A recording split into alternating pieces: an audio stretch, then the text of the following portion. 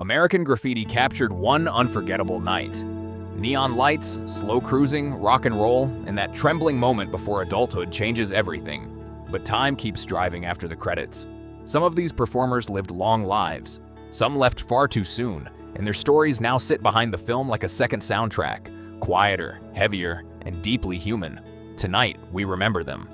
Then and now in 2026.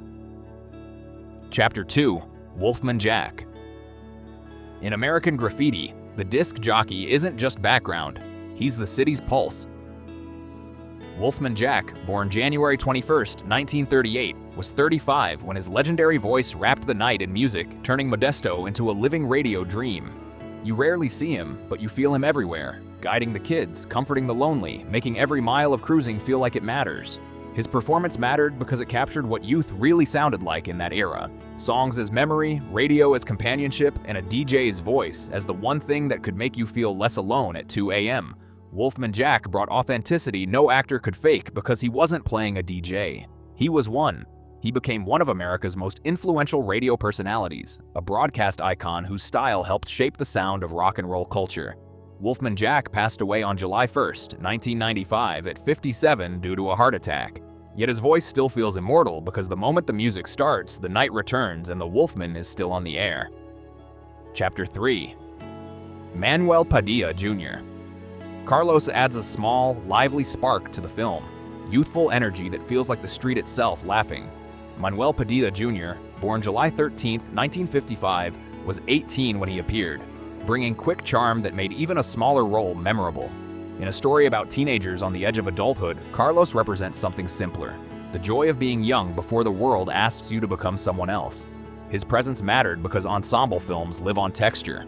American Graffiti isn't built only on leads, it's built on faces that make the town feel real. Padilla's Carlos helps fill that world with movement and life, the kind you can't manufacture with camera angles alone.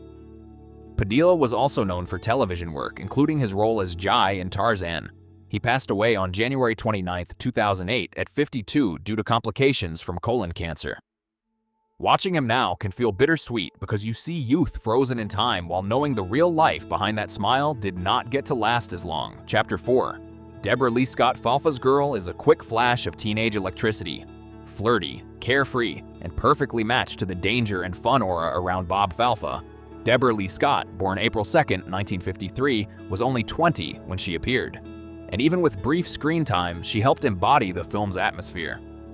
Youthful heat, restless motion, romance that feels like it might vanish by sunrise. Her role mattered because American Graffiti is built from moments, glances, laughter, the feeling of the night speeding past. Falfa's Girl isn't a long arc, she's a sensation, and Scott delivered that sensation cleanly, making the scene feel like a real memory rather than a scripted beat. Scott went on to build a recognizable career in television comedy. She passed away on April 5, 2005 at 52, and in rewatching, her brief appearance feels like one of the film's quiet truths. Sometimes the most unforgettable people in your youth are the ones you barely knew. Just a presence, a laugh, and then gone. Chapter 5: Lynn Marie Stewart. Bobby brings warmth into the film's orbit, an easygoing presence that makes the friendships feel natural, not staged. Lynn Marie Stewart, born December 14, 1946, was 27 when she played the role, offering the kind of grounded charm that helps a nostalgic film avoid becoming a postcard. Her performance mattered because she added authenticity to the ensemble, another real young person in the crowd, another life moving through the night. Stewart had that character actor gift, making small moments feel lived in, as if the camera simply happened to catch her in the middle of a real evening. Stewart later became beloved for a long television career, including a widely recognized role on Pee-wee's Playhouse. She passed away on February 21, 2025 at 78, and watching American Graffiti now, her scenes carry a quiet tenderness because classic films aren't only remembered for stars, they're remembered for the faces that made the world feel true. Chapter 6: Suzanne Somers. She's barely on screen, and yet she becomes a symbol. Longing, mystery, the dream you chase through the night and may never catch. Suzanne Somers, born October 16, 1946, was 27 when she played the blonde in The T-Bird, turning a mostly silent appearance into one of the film's most iconic images. Somers' presence mattered because it captured the poetry of youth, the way a single face can become a whole story in your mind. In American Graffiti, she isn't a fully explained character. She's an idea, the unknown future calling from the dark. And Summers understood that. She didn't overplay it. She simply existed as a shimmering what-if, and the film let the audience do the rest. Summers later became a major television star and cultural figure. She passed away on October 15, 2023, at 76 due to breast cancer. And now that Silent Blonde feels even more poignant because she represents exactly what time does. It turns a fleeting moment into memory, and then memory into loss. Chapter 7, Cindy Williams. Laurie is young love under pressure, sweetness tangled with fear, trying to hold on while the future pulls the relationship apart. Cindy Williams, born August 22, 1947, was 26 when she played Laurie, giving the film one of its most relatable emotional threads, the feeling that something is ending, even if no one says it out loud. Williams' performance mattered because she made Laurie human, not decorative. Laurie isn't just the girlfriend. She's the person left holding uncertainty, wondering if love survives distance, ambition, and growing up. Williams played that with warmth and vulnerability, turning a teen romance into something quietly universal, the first time you realize feelings don't guarantee permanence. She later became beloved worldwide as Shirley on Laverne and Shirley. Williams passed away on January 25, 2023 at 75 after a brief illness. And rewatching Laurie now can feel like hearing an old song, still beautiful but tinged with the ache of knowing the singer is gone. Chapter 8, Mackenzie Phillips. Carol arrives with sharp teenage wit, smart, sarcastic, fearless, and somehow still innocent underneath the attitude. Mackenzie Phillips, born November 10, 1959, was just 14 when she played Carol, and her chemistry with John Milner gives the film a strange, tender humor that still stands out. Her performance mattered because it captured adolescence in its truest form, a kid trying to act older than she is, pushing boundaries, testing the world for reactions. Phillips made Carol funny without making her silly, tough without making her hard. She brought real youth into the film's nostalgia, reminding us that growing up isn't glamorous. It's awkward, brave, and sometimes hilarious. Phillips later became a major television presence and a public voice about recovery and resilience. In 2026, Mackenzie Phillips is 66, and Carol remains a vivid snapshot of teenage spark, proof that even in a film about the end of youth, youth itself can still steal the scene. Chapter 9. Harrison Ford Bob Falfa is danger on four wheels, cocky, leather-jacketed, and hungry to prove himself at any cost. Harrison Ford, born July 13, 1942, was 31 when he played Falfa, and the performance feels like a warning flare. Charm with a bite, confidence with consequences waiting nearby. Ford's role mattered because Falfa introduced real risk into the film's dreamy night. Without him, the story might float entirely on nostalgia. With Falfa, the audience remembers that youth isn't only sweet. It can be reckless, and sometimes tragedy is only one decision away. Ford made Falfa memorable in limited time, and it became a stepping stone toward one of cinema's most legendary careers. In 2026, Harrison Ford is 83, and when you revisit Falfa now, you see the early imprint of a star, the presence, the ease, the sense of a man who could carry a scene with nothing but a look already driving toward history. Chapter 10. Jana Bellan-Buddha represents the film's free-floating, youthful spirit. Carefree, fun-loving, part of the night's living collage. Jana Bellan, born August 28, 1951, was 22 when she played the role. And even in a smaller part, she contributed to the feeling that Modesto is full of real teenagers living real moments. Her performance mattered because American Graffiti is an ensemble memory. These characters aren't all meant to be main. They're meant to feel like the faces you saw at the drive-in, the diner, the parking lot, people you didn't know well, but who still belong to the same night in your mind. Buddha adds exactly that texture, laughter, and a hint of rebellion that never needs explanation. Bellan kept a lower public profile afterward, which only adds to the film's time capsule quality. In 2026, Jana Bellan is 74, and her presence remains part of what makes the movie work. The sense that youth is everywhere, moving through the frame like music. Chapter 11. Kathleen Quinlan Pegg brings a softer, more innocent tone into the story. Sweetness and sincerity amid a night of swagger and uncertainty. Kathleen Quinlan, born November 19, 1954, was 19 when she played Peg, and her scenes contribute to the film's emotional range. Not everyone is loud. Not everyone is daring. Some are simply trying to feel loved. Her performance mattered because she helped balance the film's energy.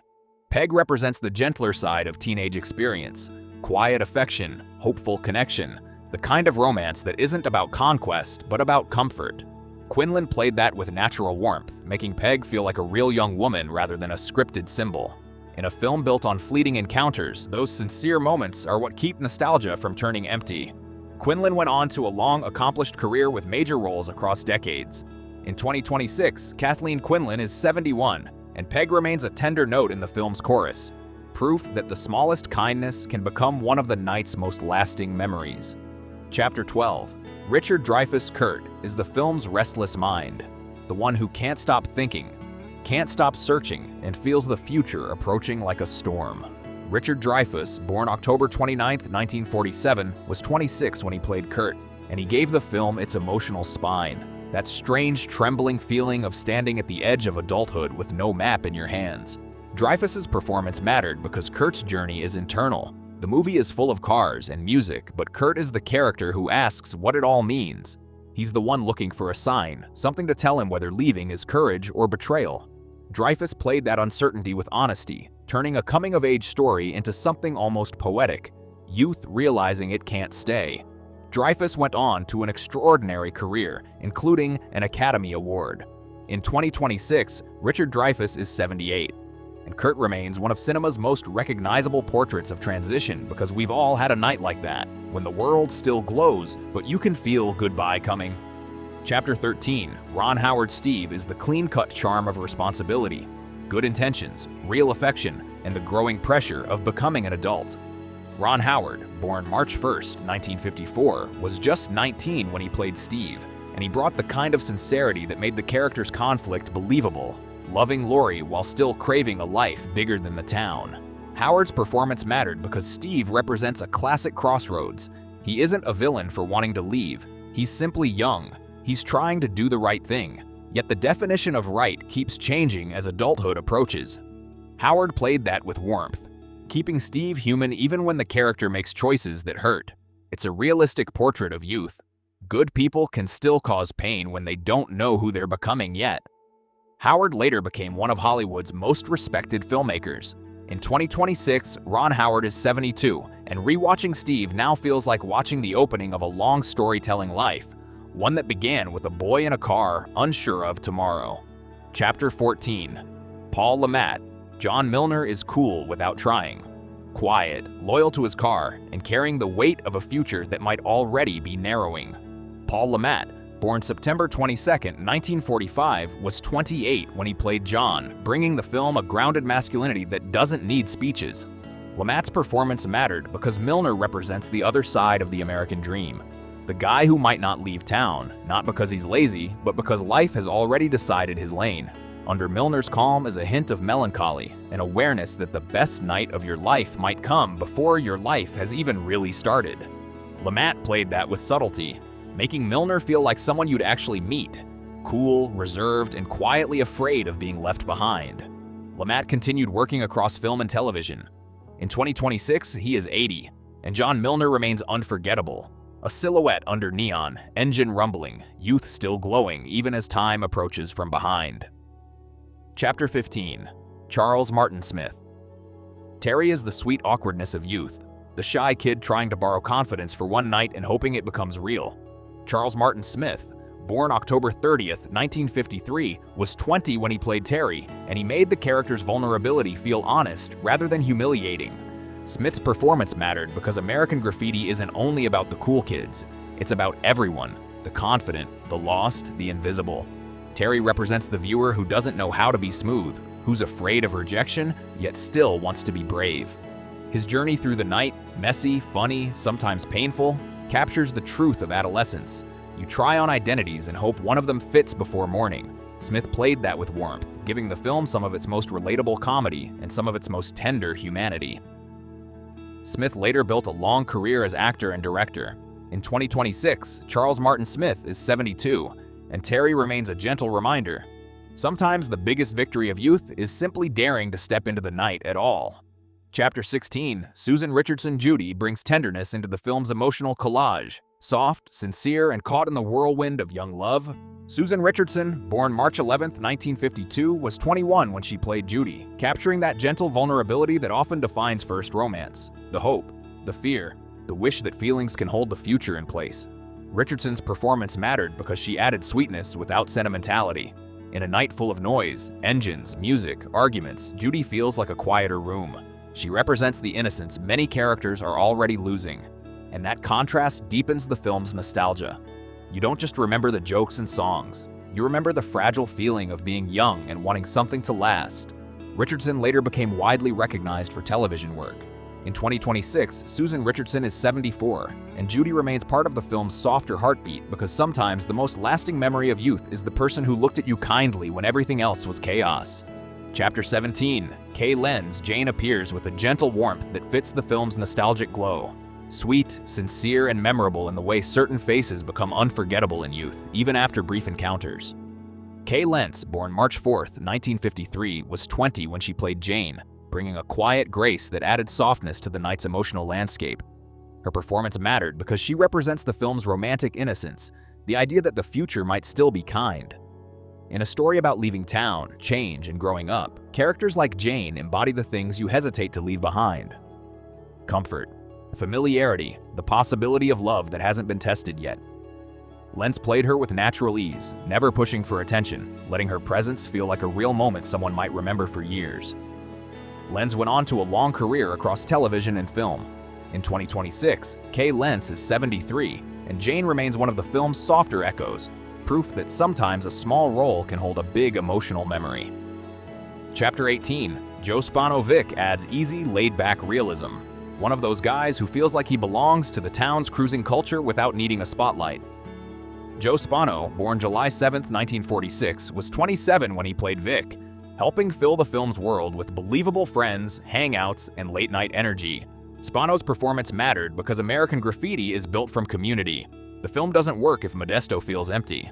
Supporting characters like Vic make the night feel populated by real young people with real relationships, creating the sense that everyone is living their own version of the same goodbye. Spano brought natural presence and a grounded tone that kept the nostalgia from becoming artificial. He later became widely known for major television roles and a long-respected career. In 2026, Joe Spano is 79, and Vic remains part of what makes American Graffiti feel timeless. The impression that this wasn't just a story about a few kids. It was a portrait of a whole generation caught in one glowing night. Chapter 19, Bo Hopkins. Joe, leader of the Pharaohs, brings a sharper edge into the film's glow. Streetwise charm, a hint of danger, and that strange confidence you only see in someone who's already learned how the world really works. Bo Hopkins, born February 2, 1938, was 35 when he played Joe, adding texture to the night by pulling Kurt into mischief that feels thrilling and slightly ominous. Hopkins' performance mattered because it reminded audiences that the early 60s weren't only innocence. There was rebellion, too. Groups, codes, and the quiet pressure to prove yourself. Joe isn't a cartoon tough guy. He's a real presence who makes the night feel bigger than just high school romance. His scenes help American Graffiti feel like a cross-section of youth. The safe kids, the dreamers, and the ones already flirting with trouble. Hopkins built a long career, often playing rugged, authoritative characters. He passed away on May 28, 2022, at 84 following complications after a heart attack. And in rewatching, his Joe feels like the shadow at the edge of the neon, proof that growing up is never only sweet. Chapter 20, Candy Clark and Conclusion. Debbie arrives like a spark, flirtatious, confident, and full of playful energy that keeps the night feeling alive. Candy Clark, born June 20, 1947, was 26 when she played Debbie, adding humor and brightness that balance the film's quieter melancholy. Clark's performance mattered because Debbie embodies the joy inside the uncertainty. American Graffiti is about endings, but it's also about the thrill of now. The laughter in the passenger seat, the teasing conversations, the sense that tonight might be all you get, so you'd better live it. Debbie brings that immediacy. She's spirited without being shallow, funny without being cruel, and she helps Kurt's storyline feel like youth in motion rather than pure introspection. Clark continued working in film and television with memorable roles. In 2026, Candy Clark is 78, and Debbie remains one of the film's bright notes. Proof that even on the edge of goodbye, youth still laughs. Their characters live forever under neon lights, but the actors behind them faced lives far more fragile than any movie night. Some are gone, some remain with us in 2026. Yet the film still plays like memory. Music, headlights, and the feeling that youth is slipping away even as you're living it. If this tribute stayed with you, Tell us which performance you remember most.